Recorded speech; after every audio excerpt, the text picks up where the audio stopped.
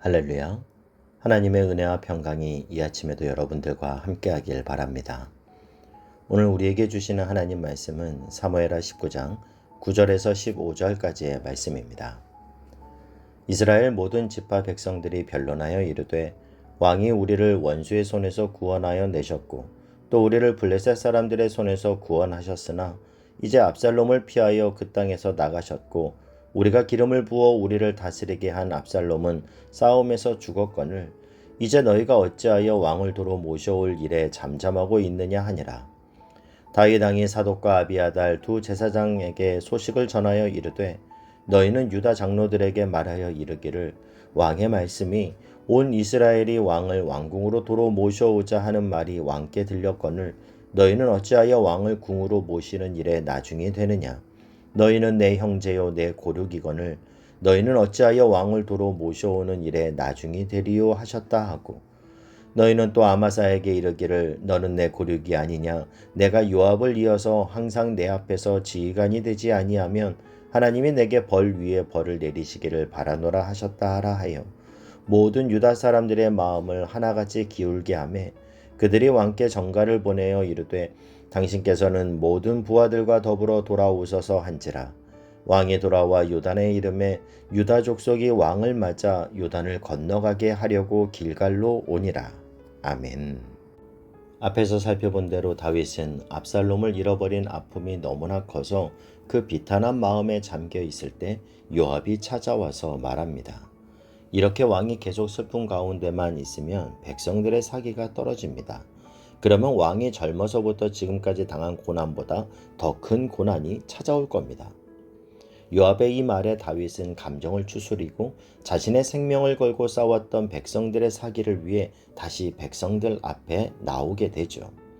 그리고 오늘 우리가 읽은 본문 바로 앞절인 8절 하반절에 보면요. 이스라엘은 이미 각기 장막으로 도망하였더라. 많은 이스라엘 사람들은 다윗을 배신하고 압살롬 편에 섰습니다. 그런데 이제 압살롬이 죽게 되자 다 자신의 장막으로 도망갔다라는 겁니다. 이스라엘 사람들에게 있어서 걱정은 다윗이 돌아왔을 때 다윗을 반역했던 자신들에게 복수하지 않겠느냐 하는 것이었죠.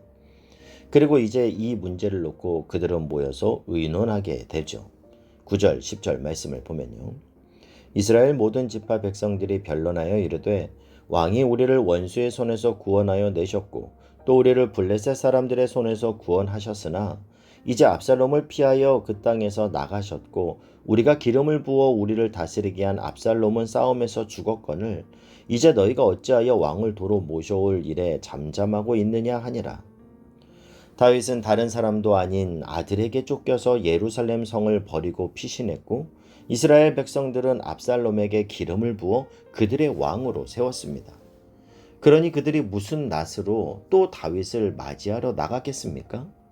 그러나 그들이 다윗과 화해할 수 있는 유일한 길은 왕이 예루살렘에 돌아오기 전에 그를 찾아가 용서를 구하고 다시 충성을 맹세하는 것이라는 결론을 내게 됩니다.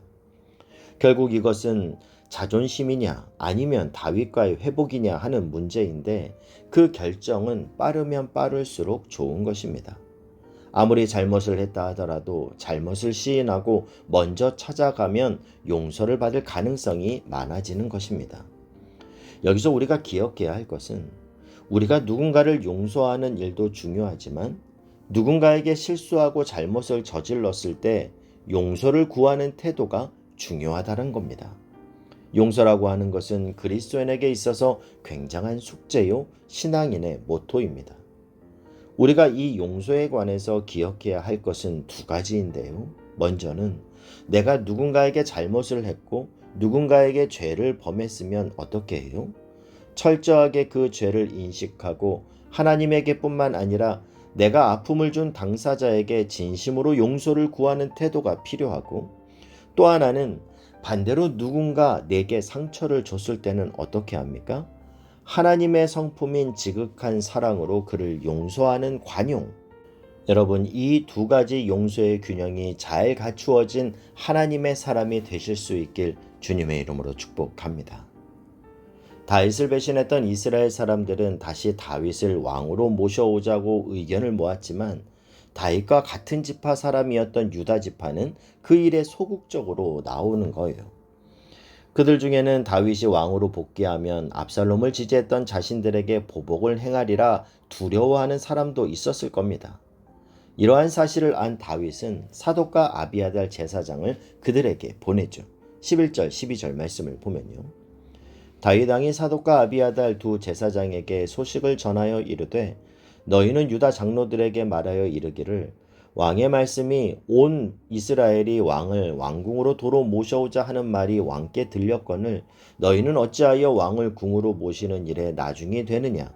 너희는 내 형제요 내 고륙이거늘 너희는 어찌하여 왕을 도로 모셔오는 일에 나중이 되리요 하셨다 하고, 같은 지파 사람들의 배신을 바라보며 다윗은 어쩌면 이들에게 깊은 배신감을 느꼈을 수도 있습니다. 그러나 그런 서운한 마음을 계속 가지고 있는다면, 그리고 심지어 그들을 심판해야겠다라고 생각했다면 어쩌면 이스라엘에서 유다 지파는 쪼개져 나갈 수도 있었을 거예요. 그러나 다윗은 자신의 감정보다 민족의 대화합을 위해서 압살롬이 반역하는 데 앞장서고 협력했던 유다 지파를 오히려 끌어안는 모습을 보여줍니다. 그들이 용서를 구하기도 전에 먼저 그들을 용서해주고 그들을 품어주고 있는 다윗의 모습이요. 그뿐 아니라 발랑군의 장군마저도 품어주죠. 13절에 보면요. 너희는 또 아마사에게 이르기를 너는 내 고륙이 아니냐. 내가 요압을 이어서 항상 내 앞에서 지휘관이 되지 아니하면 하나님이 내게 벌 위에 벌을 내리시기를 원하노라 하셨다 하라 하여. 그런 다윗의 모습에 감동을 받은 유다 지파는 진정으로 다윗에게 순복하며 그를 왕으로 다시 맞이하는 데 앞장서게 됩니다. 14절 15절 말씀을 보면요. 모든 유다 사람들의 마음을 하나같이 기울게 하며 그들이 왕께 전가를 보내어 이르되 당신께서는 모든 부하들과 더불어 돌아오소서 한지라. 왕이 돌아와 요단의 이름에 유다 족속이 왕을 맞아 요단을 건너가게 하려고 길갈로 오니라. 우리는 이런 다윗의 용서의 모습을 보면서 용서는 결국 상대방이 아닌 나를 위한 것임을 알 수 있습니다. 다윗의 용서로 이스라엘 백성들은 하나가 되었고, 더 나아가 그들은 이전보다 더욱 다윗을 신뢰하며 자신의 왕으로 섬겼습니다.